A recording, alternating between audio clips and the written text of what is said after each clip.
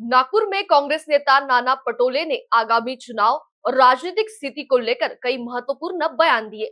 उन्होंने कहा कि किसी भी पार्टी को अपना उम्मीदवार तय करने का पूरा अधिकार है।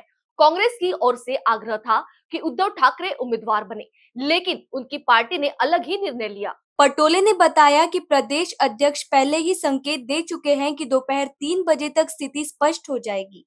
आज नामांकन का आखिरी दिन है और कितने फॉर्म जमा होते हैं, उसी से चुनाव की दिशा तय होगी।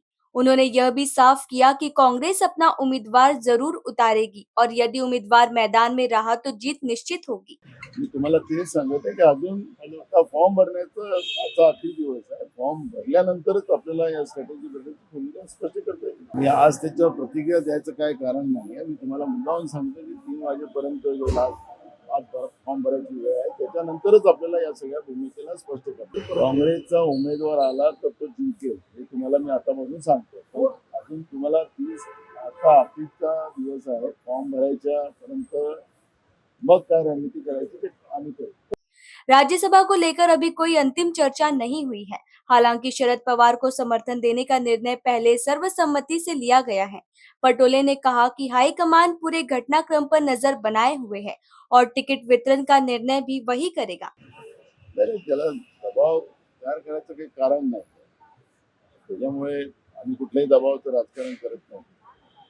जसं शरद पवारांना राज्यसभेवर पाठवण्याचा निर्णय आम्ही सगळ्यांनी एकमताने घेतला, तसं उद्धव ठाकरे साहेबांनाही एकमताने विधान परिषदेमध्ये पाठवायचा निर्णय घेतला होता.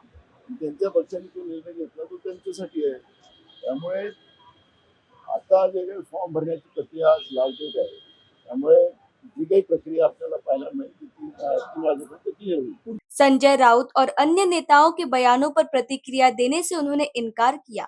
वहीं कर्ज माफी के मुद्दे पर उन्होंने राज्य सरकार को किसान विरोधी बताया और कहा कि इसका जवाब किसान ही देंगे। त्यांनी काय बोलायचं तो त्यांचा प्रश्न आहे ना.